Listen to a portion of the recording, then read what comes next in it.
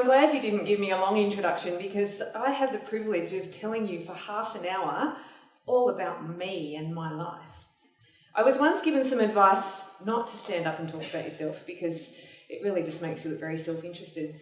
And to be completely honest with you, as you'll see, I'm really not very comfortable talking about myself.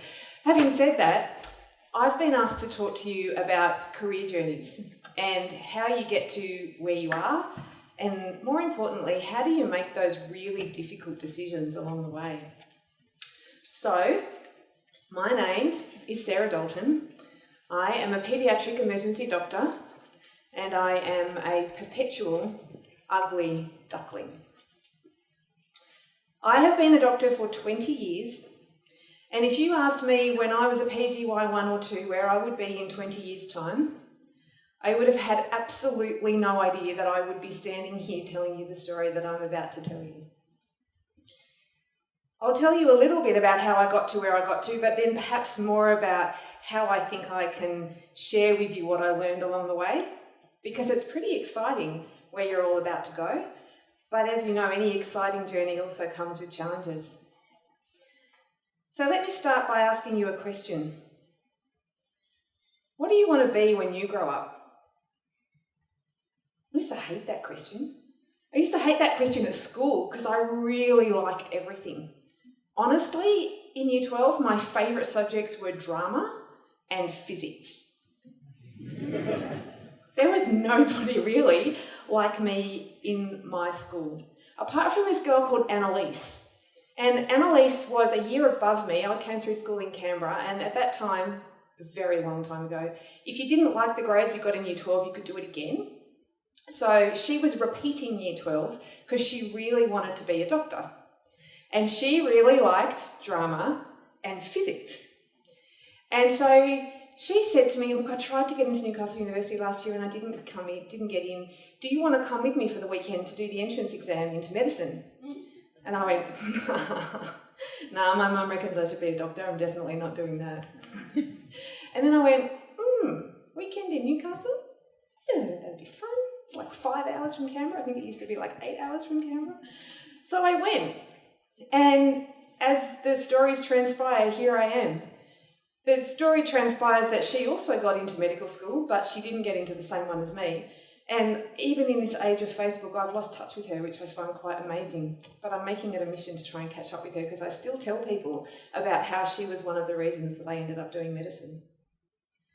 But even when I got into medical school and people started to ask me, what are you going to do when you get out of medical school? Like, it never ends, right? When you're at school, what are you going to do at university? When you're at university, what are you going to specialise in? When you get into the big bad world, what sort of doctor do you want to be? And even if you want to be a paediatrician, what sort of paediatrician do you want to be?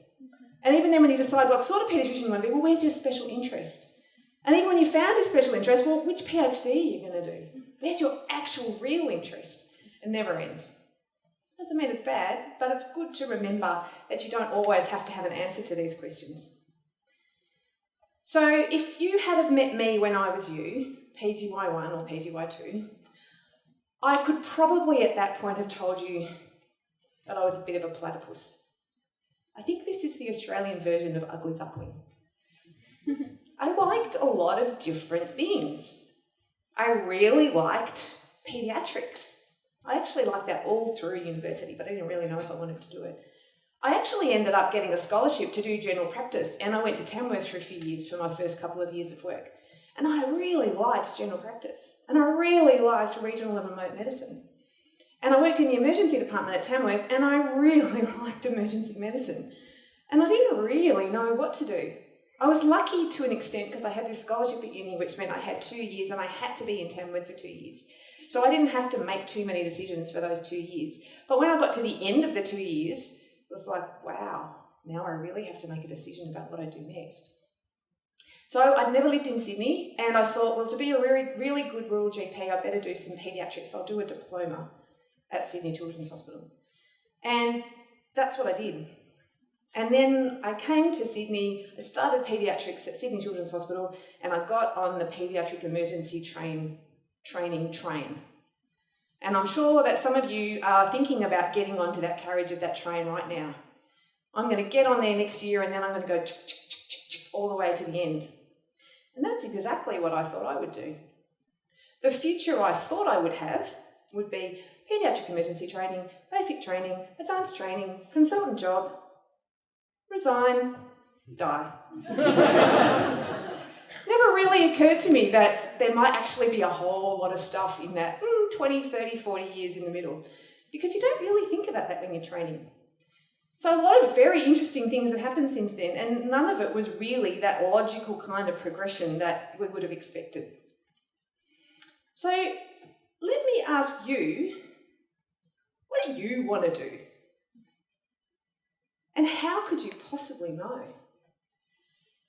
I remember that sense of pressure. I was actually lucky that I had to go to Tamworth for 2 years, because I didn't have to make a choice about where I wanted to do my internship. But I do remember the pressure once I decided to do my paediatric diploma. What am I going to do next? And I think a large part of why I just kept doing what I was doing is because I was on that train. Everyone else was going the same direction. It was easy to just go in that direction. I don't remember ever one day waking up and going, I'm going to be a paediatric emergency medicine physician. But I do remember thinking, oh, there's things about that I like. I don't remember ever really having a conscious choice. I look back now and I can think of some of the reasons in retrospect that I might have made that choice, and I'll tell you about some of them. But I don't remember really sort of sitting down and working it out. But I have to say, it was also quite a relief to work out that I wanted to do paediatric emergency medicine, because that meant that I had another little train to get on and I knew exactly what the steps were required and where I would go. And it also meant that I had finally found my flock, my tribe. It meant that I finally walked into rooms and went, oh yeah, that was really cool, wasn't it? Or, wow, what do you think about this? Or, in fact, I read this really interesting thing lately and other people found it interesting. Whereas I had found myself up until that point in time going to do rotations and thinking, oh, seriously, do we have to do a 6-hour ward round? That's just not the way I work. In fact, now that I think about it, doing emergency medicine, my sort of people in emergency medicine were probably the sort of people, and I think James talked about why there are so many emergency medicine doctors here, who kind of operate in similar ways. I always tell people that I have a short attention span. It's probably not entirely true, but I do like to have a look at a problem and think, wow, that's so fascinating, let me see if I can fix it, and think about it really hard and ask lots of people questions, and then, oh, I don't know, someone else can work that out. Because I can solve some problems, and that's really tangible. I mean, there's nothing like paediatric resuscitation for tangible outcomes. You can give kids a fluid bolus and change their lives. I'm sure Arjun told you about that earlier. It's very, very tangible. And that's the other thing I recognise that I quite liked about emergency medicine. The other thing is I'm quite an extrovert, in case you hadn't guessed. And I like being in teams. I like being around people, talking to people, working with people. And I don't actually love it all the time. And emergency medicine, let's face it, it's different now than it was when I signed up for it 20 years ago. But I don't mind that 5-minute conversation, let's talk about that. Okay, 5-minute conversation, let's talk about that. I quite like that, jumping around different stuff. Short attention span, broad set of interests. Really like knowing a little bit about everything. I used to hate going to a renal clinic.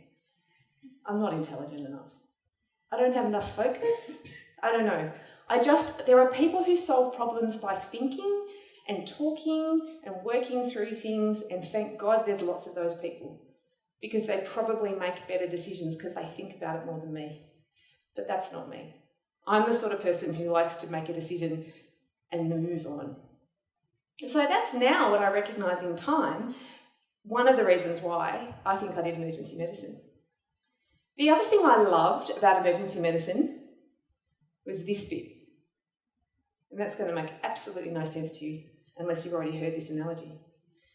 I remember one of the most important and influential people in my career choice was someone called Phil Hungerford, who anybody who is about my age probably know is an emergency and intensive care doctor in Tamworth.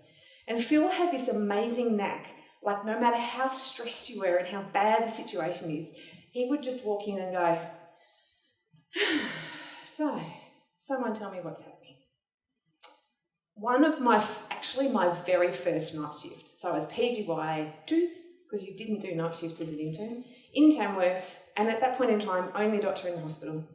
It was 6 o'clock in the morning, and I was in the emergency department as the only doctor in the hospital, having been to intensive care overnight and palliative care overnight, and I think paediatrics called, and I said, you'll just have to call a paediatrician, I don't know anything about paediatrics.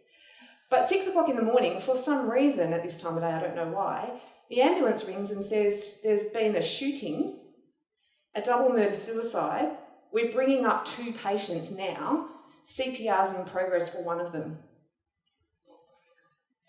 Honestly, I was the only doctor in the hospital. Luckily, one of my friends was the surgical registrar.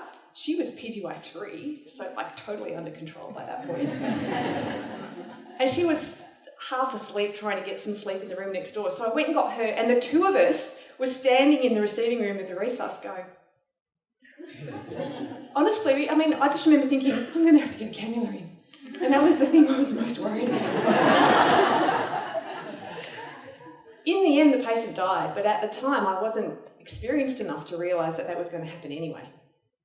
But the other thing I remember, apart from the stress of the scenario, was the way that Phil Hungerford, this is Tamworth, and he's not a cowboy, but he does walk like one. He walked in like this, in through the resus bay, really, really mega slowly, turned around, looked at the chaos in front of him and went, so, what's going on today? And it was just so cool and calm. And I think that part of me aspired to be that cool, calm character in an environment that was intensely stressful. And it has been described to me since that this is the swan. Graceful on the top and madly paddling underneath where you can't really see what's going on. There are plenty of times now where there's a resuscitation and I'm the one who's called in. And I don't walk like a cowboy, I hope, but I hope that I still walk in and say, let's just do a check of the situation, what's going on. And people always say, you were so calm. What I don't tell them is you should have seen how I was feeling underneath. No one tells you that stuff. That's how we feel, but that's not what we tell you. So I've been incredibly lucky. And I think I've reflected on the fact that I've had such an enjoyable and amazing journey, and I'd like to think, despite my advancing years, that I'm only halfway there. But I have to tell you, there have been lots and lots of hard times. And there have been times where things haven't gone to plan. And it has felt like I've had something holding me down, pulling me down, doing things to me that really didn't feel like they should have been done. I often tell people that in many ways, and I'm sure you'll experience this, my medical career has been the best of careers, but potentially the worst of careers. We've saved lives, but we've lost lives. I hope I've made some amazing diagnoses, but I've missed some important diagnoses. I've always worked with excellent teams, but that doesn't mean that I've always been an excellent team member. There have been quite a number of things that I have been working for, that I have aspired for, that have been my goals along the way, that I haven't got.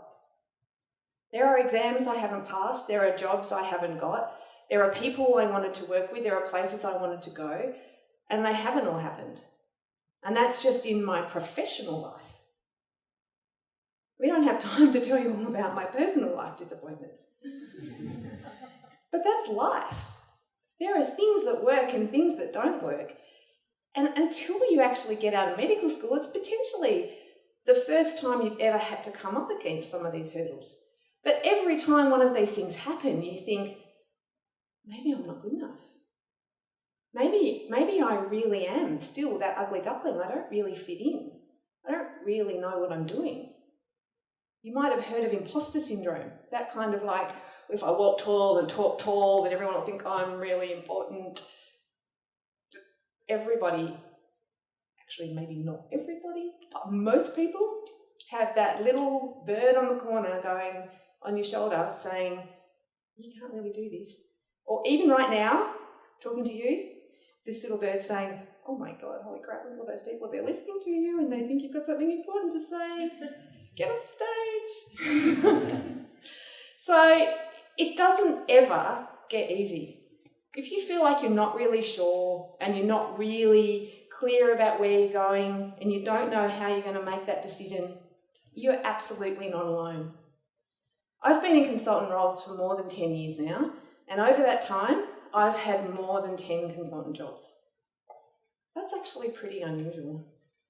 And I have to say that I really do think, in fact, I can remember the first day I walked into my first consultant job and I sat down, I can picture the desk, sat down at the desk, I looked at the wall and there was this really tatty old picture that no one had pulled down for the last few years, and I just went, is this it?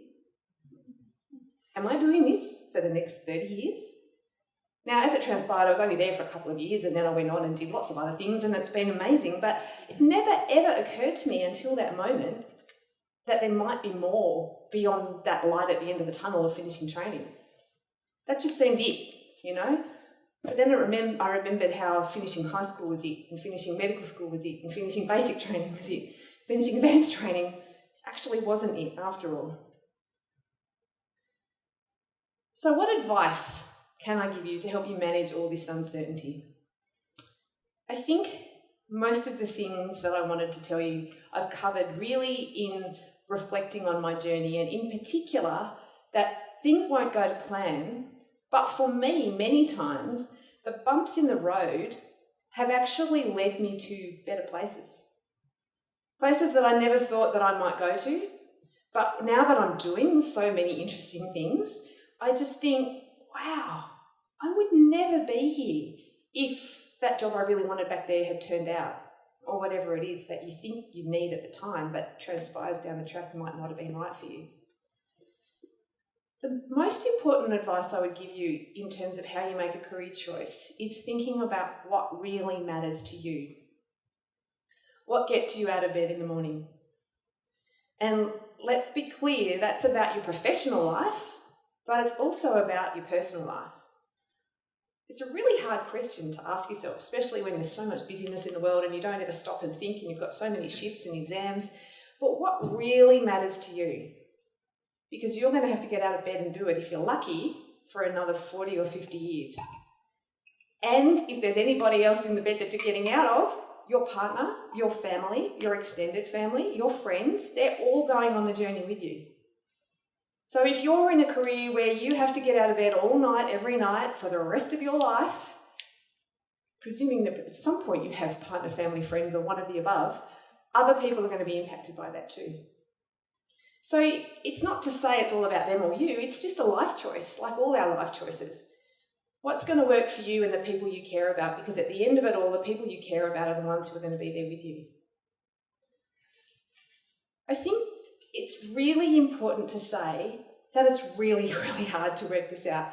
I don't expect you to go out tonight, have a drink and wake up in the morning and go, I know what matters to me, this is what I'm going to do. I would encourage you to continue to think about it. And I would continue to encourage you to stop and think, if something's not working for you, it's okay to change. We have this feeling like you set a goal, you meet a goal, you set a goal, you meet a goal, you tick the boxes, you move on, and then you're successful.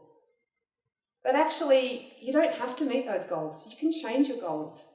And success is a very personal thing. It's what matters to you and the people around you. It's not judged by any career aspirations or number of PhDs or publications or letters or anything like that. Unless you wake up one day and you decide that is actually all that matters to you, and then that's your choice. But if you consciously make that choice, it does make it easier. My second piece of advice, and honestly I think this is how I ended up where I am talking to you today, is be yourself. Be bold. Believe in yourself and do what you love. And it might not be what you thought you were going to do, and it might not be what that person told you to do. But if you love it and opportunities come along and a door opens, walk through it. Because you never know where it's going to go to. I honestly have never had any career ambitions. I think I made that quite clear. Kind of woke up one day and went, how did I get here? But I have always thought, oh, that sounds interesting. I think this is the short attention span thing. I'll go and do that for a bit. And then something else comes along, wow, that's really interesting, a new shiny thing, I'll do that for a while. I'm being flippant, but it's actually really been so interesting for me. Because if you do what you love, you're generally very good at it. And then if you're good at something, people will invite you to come and do it again. And then if you keep doing it again, you end up finding that you've carved a little career for yourself somewhere, which nobody else really wanted. Who wants to be a paediatrician with an interest in acute care medicine and systems improvement skills? See, nobody. I told you that I was a platypus. It's an unusual combination, I understand that, but it just so happens to be the combination that works for me. I wish that I was smart enough to have worked that out right at the beginning. It's really kind of happened to me, but it's really good for me that I've been able to just take the opportunity to do what I love and not feel like I'm stuck on a train and this is what the train looks like. The other thing I would say is that it's very important to ask for help. You can't do everything on your own. You need people to carry you and lift you and help you and assist you, and it's okay to ask. I know that you've heard that and you'll probably hear that again, but in particular, I would say if you're going to have conversations with your bosses and ask questions, there's no better time than when you're a trainee. It's actually what trainee means. You're training. You're supposed to ask questions. You're not supposed to know all the answers. One of my most proudest moments as a trainee in Tamworth when I decided I might go and do a bit of paediatrics was after a long night shift and everyone just wanted to go home and there were all these people in the waiting room and there were 5 kids in the waiting room, and I'd been a doctor for nearly 2 years and I really liked paediatrics, so I was really, really clever. And I went and said, see the kids, it's easy. I'm going home soon, I don't mind. So they all came in, you've got titus media, antibiotics, see you later. The nurses thought I was amazing. I'd cleaned the list. I figured I was pretty good at paediatrics. I was going to go down to Sydney and be a paediatrician. It's all good. And then I went back to do my night shift in ED that night and found out that one of the kids had come back during the day with meningitis. And I had been so proud of myself for not asking any questions. I had been so grown up that I'd worked it all out myself. Now, luckily, the child was treated and went home fine, which is lucky for me because that doesn't always happen. But I do remember thinking, pride comes before a fall. I probably should have asked for help, and it's always important to do that. The other thing to remember, though, is that you can ask your bosses more than just how do I manage meningitis or what are the red flags I should look for in a child with fever. You can ask them the hard questions, particularly the ones that you get to know better. Like, how do you have a really difficult conversation with that patient? Or how do you manage to have work-life balance in this career? Or ask them, what do you like the most and what do you hate the most about your career?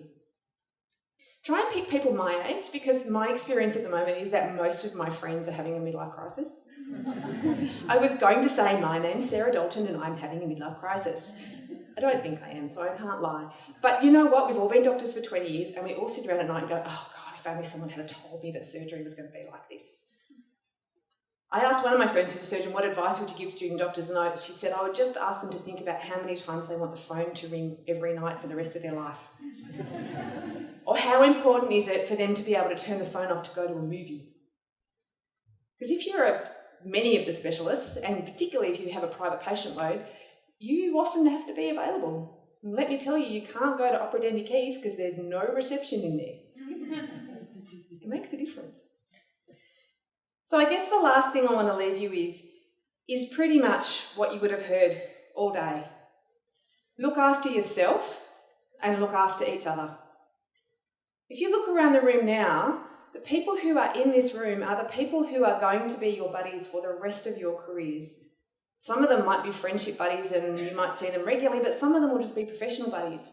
You'll be registrars together, you'll be consultants together, you'll give each other referrals, you might be professors together. It's hard to believe, but this is a pretty tight-knit community and we do look after each other well, but it's very important to recognise that that is one of our responsibilities, I believe, as a member of the medical profession. And we don't necessarily do that as well as we could. So in finishing and in preparing for this talk, I stopped and thought, am I in the right place? Am I doing the right thing with my career? Am I having a midlife crisis? Can I tell everybody that I am if I am? Oh, like I think I said to you, I really don't think I am, and it's okay. I actually am very happy, but I started a new job on Tuesday, and it's totally different to all the jobs I've ever had before. I've already made 3 or 4 quite embarrassing mistakes, and I've just been thinking, oh my God, can I do this? It never goes away, but it does get better, and it's incredibly enjoyable. And as long as we're surrounded by people like you who look after us and we look after each other, then we should all be brave enough and courageous enough to stand up and have a try. So thank you for listening to me. I hope that you found that useful, and good luck with your adventure.